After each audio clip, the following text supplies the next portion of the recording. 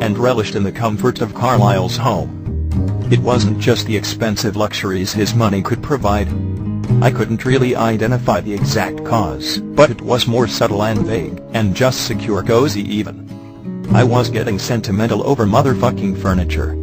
Shit, I really had to stop doing this. With a sigh I met Carlisle's gaze, and he was eyeing me intently. There was pity in his stare, and I really hated it, but I didn't recoil or get pissed off like usual. He could pity me if he really wanted to. I was one pitiful son of a bitch, after all. He straightened in his chair, having head relaxed during my lengthy recollection, and gazed at me with utter sincerity. "Thank you," he replied softly, and I felt a foreign heat creep up my neck to the tips of my ears. He cleared his throat, disrupting my moment of embarrassment, and smiled. "We could discuss it later, when you're more rested, if you'd like," he added, and I really wasn't sure what was left to discuss, but I nodded my agreement. He pursed his lips, regarding me thoughtfully as I relaxed against the sofa, and asked with doubtful eyes, "You really want to stay, then?"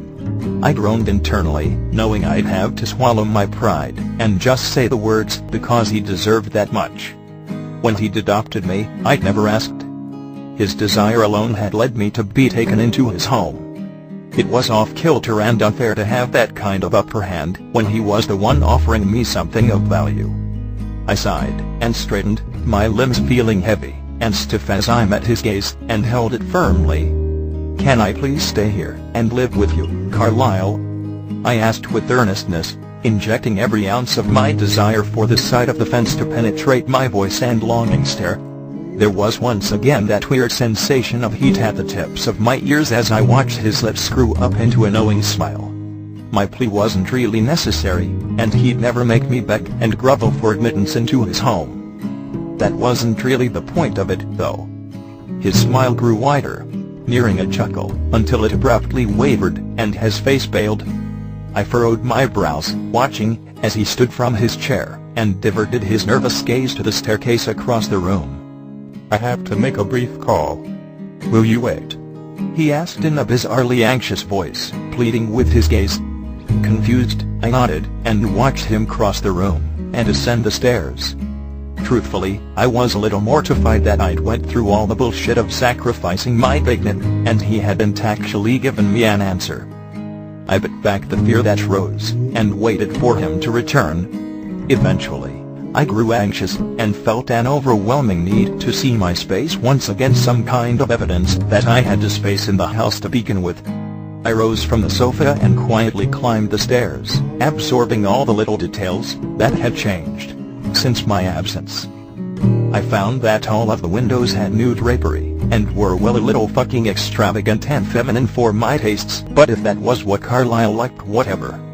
The second-floor hallway had new rugs running the length, and I suppressed a mocking snicker at Carlisle's weird, new decorating fetish. I supposed since Emmett and I had been gone from the house, he'd probably been bored out of his mind. Emmett.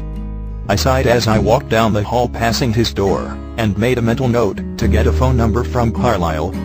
As I passed the door of Carlisle's study, his hushed voice halted me, and I stood closely to the open sliver to overhear his conversation, like an intrusive asshole.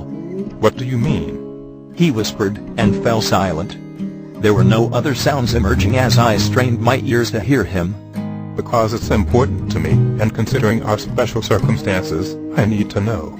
He paused, and my brows furrowed at the context of the one-sided conversation. After many moments of silence, I wondered if he'd hung up, before he eventually spoke again, in a firm and uncharacteristically demanding voice. "For all intents and purposes, he's my son, and I'll expect you to extend him the same respect that I give to your children. I will not tolerate." His voice abruptly stopped, and I almost considered entering to ask him who the fuck he was talking to before he sighed. "I'm sorry, I know. I don't mean to be defensive, but can you honestly? I don't want to argue either." He agreed with the second party, and abruptly chuckled, relieved. "Now that, I'd probably pay to see Jasper dimension chart effigies." He chuckled again, and his mention of Jasper ripped me from my focus, and I once again surged with longing to see my bedroom. I crossed the hall and climbed the second staircase, still carefully observing the little changes throughout the house. I stopped at my door and gazed at it pensively before gripping the knob and opening it. I wasn't really certain what I'd been expecting, the destruction of my last memory, or the comforting norm of its usual appearance, before that day. What I saw was really neither. It was mostly clean, and the furniture was in the same location, but it was different. As I entered, I noted the brown comforter on the bed, a brief flash of remembrance forcing me to recoil and clench my eyes shut against the shuddering memory of my last moments on that bed. I stepped further into the room, diverting my gaze away from the bed and observing everything warily. It didn't really feel like my room anymore, and that really fucking bothered me. It felt different and lighter. The new, sheer white curtains hanging from the French doors amplified the rays of sun and illuminated the room, casting light where I'd always known shadows to linger. Belatedly, I began noticing little things, like a pair of sneakers by the door that weren't mine, and a hairbrush lying on the dresser.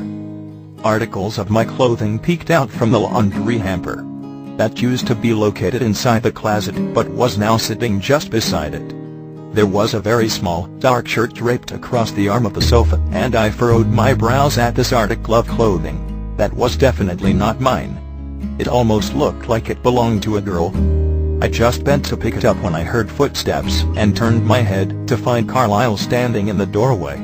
My eyes were questioning as they swept the room. He simply stared at me as the realization struck me: someone's been living here, I observed, and was surprised at the hint of jealousy that seeped from my voice. I wondered if he had found someone else to take in, and then given them my room. It pissed me off, and my hurt was palpable as I met his gaze with an accusing stare. He grimaced, running his fingers through his hair, as he nodded. "See, that's the thing," he trailed off cautiously as I held his gaze. I raised my eyebrows expectantly, needing some kind of explanation as to why he'd just give my shit away. Before I could grow fully enraged that someone had been in my room and had probably gone through all of my shit, he sighed. "This is Bella's room now." We had gone downstairs because Carlisle felt uncomfortable being in Bella's room. We were standing in the kitchen where he'd insisted on getting me a drink since my mouth had gone bone dry. Since the night I left. Bella had been living in my room since the night I left. I couldn't really wrap my head around it. "As me and Alice were spending so much time here anyways," Carlisle continued his explanation as his back stuck out from the fridge. "It just didn't make sense for her to keep the mortgage up. She can be very frugal, as long as her children aren't involved," he babbled while extricating a glass from the cupboard. "Alice was in the guest room on the 3rd floor, but once Emma's room became available, she wanted the space." He stood in front of me, holding out the glass of something as I gaped at him. "I'm sorry. Could you go back to the part where Bella is living in my fucking room?" I asked, not necessarily angry, but still confused. His brows furrowed, and he began retelling the same explanation, before I stopped him. "Why didn't you tell me?" I accused, narrowing my eyes. "All those times I called, why didn't you ever say anything?" I asked while setting the glass down on the counter. His eyebrows rose before his lips turned up into a smirk. "So that was you calling?" he asked, folding his arms over his chest. I rolled my eyes. If I'd known, I would have. I paused as I wondered what would I have done. I definitely would have said something.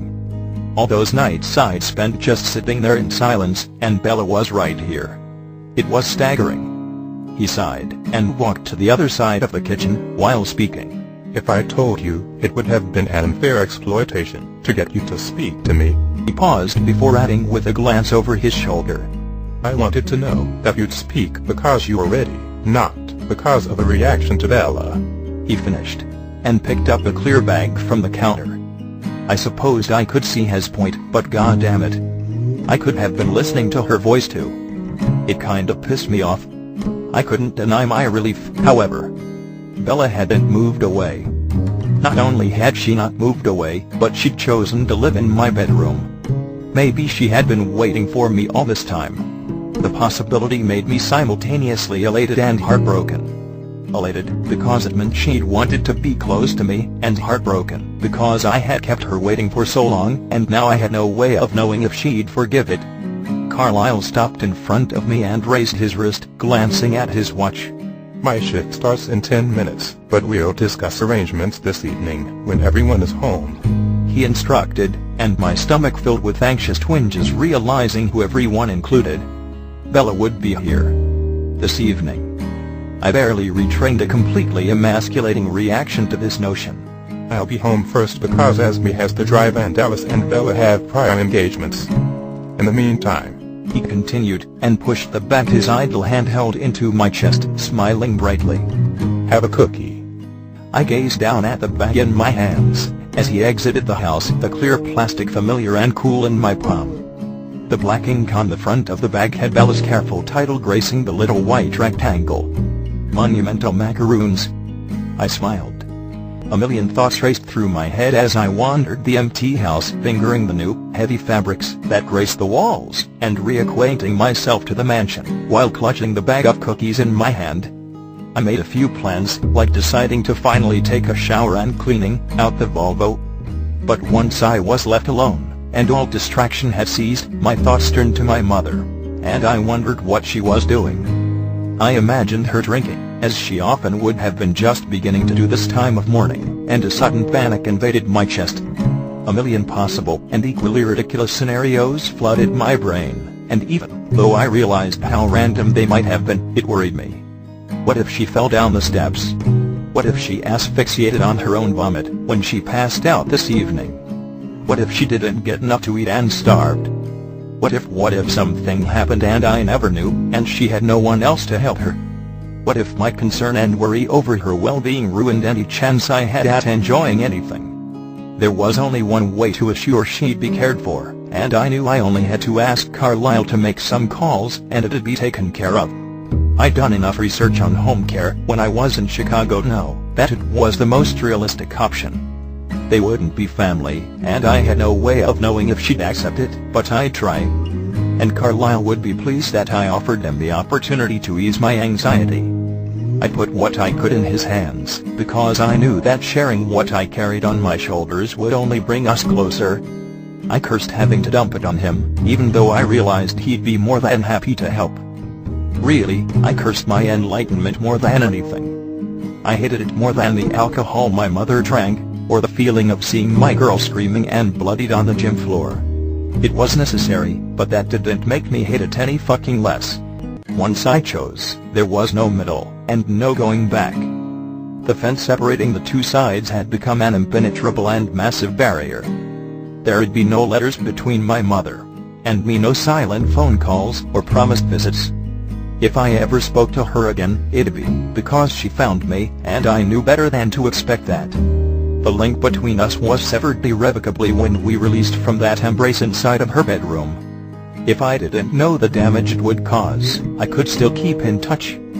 I could have a semblance of happiness and normalcy with Carlisle while still reaching out to my mother. I could continue my futile attempts of convincing her to recover. I could experience milestone after milestone of my youth, and feel the resentment of knowing that she won't be there to experience them with me. I could spend my coming years growing attached to an impossible vision of a life in which she was present and healthy and happy, because I would still have hope. I could hate her and myself when it never happened. I'd never be capable of happiness, of making anyone else happy. It would become a vicious circle of obligation and resentment, and I'd be responsible for all of my mother's self-loathing when she failed to make my visions of our happiness come to fruition. The only way to please anyone was to sever the tie and never look back. All or nothing, the crushing reality of decisions. Monumental, indeed. I continued to curse the enlightenment that forced me to see this logical truth instead of heeding the aching desire to have it all. It wasn't about being selfish or selfless for once. It was about accepting that ideals weren't achievable, and choosing the best possible alternative for everyone involved. Where I gained, I lost. My confidence in my decision hadn't faltered since I'd left Chicago, but it didn't ease the pain of knowing that I'd abandoned every single ideal that I'd been grasping towards for the past 10 years. It didn't erase the pain of losing my mother, once and for all. Bella's point of view. The smell of gym and leather ignited my senses, and my fist flew to the bag in front of me with ease.